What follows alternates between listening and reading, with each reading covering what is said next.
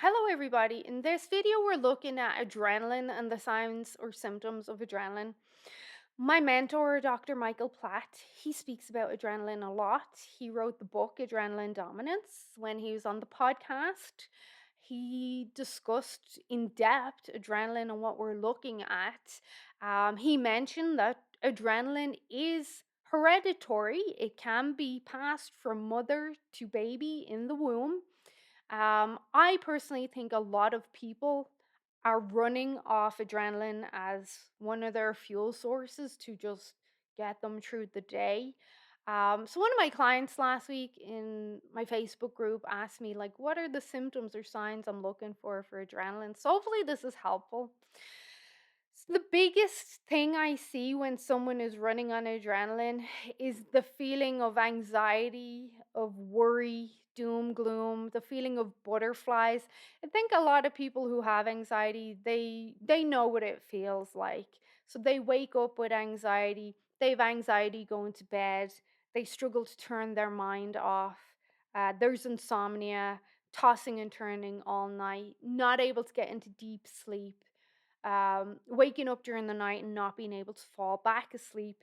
Adrenaline can also present in depression, weepiness, irritability, even the feeling of malaise and exhaustion. Because, like, if you're always running on high adrenaline, you're going to be exhausted. Adrenaline will affect the central nervous system directly. So, hypothyroidism and adrenal dysfunction can be signs of adrenaline dominance, and you're running off adrenaline.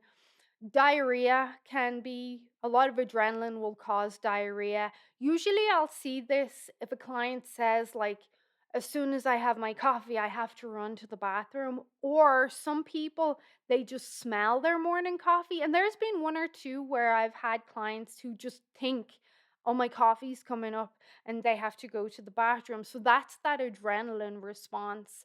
Um then there's the not being able to focus. And we know this is adrenaline because there's a lot of diagnoses of ADHD and ADD lately that I don't completely agree with. Um, and Dr. Platt would argue, and a lot of other practitioners would argue, this is actually adrenaline. And we see that if we use progesterone or GABA in this person who feels like they can't focus, all of a sudden they calm down and they can focus because progesterone and GABA they offset adrenaline.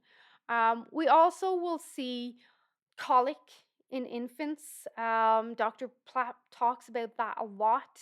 Gastric upset in infants. Um, Animals even who seem extra anxious, especially around like thunder and lightning and storms, or even being left alone for too long. That's adrenaline. So, all these different symptoms of adrenaline, we could say they just have you in a constant state of worry and stress all the time and rushing and jittering. You might see people where they have the shakes, their central nervous system is shocked because they're running on adrenaline. Maybe they're holding something and they'll shake like very mildly, or they're trying to write and you'll see a shake. We'll see on their HRV, especially at nighttime. So the heart rate variable will be quite low, whereas we would want it high. So low HRV tells us that the central nervous system is shot.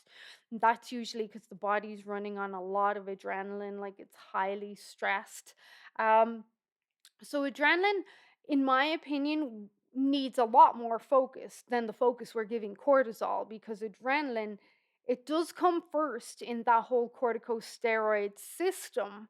And a lot of people are like just running on this fuel source all the time. So the main things I'm looking for is the anxiety, the feeling of worry, doom, gloom, weepiness, irritability, fluster, not being able to focus, not being able to turn your mind off at night, insomnia.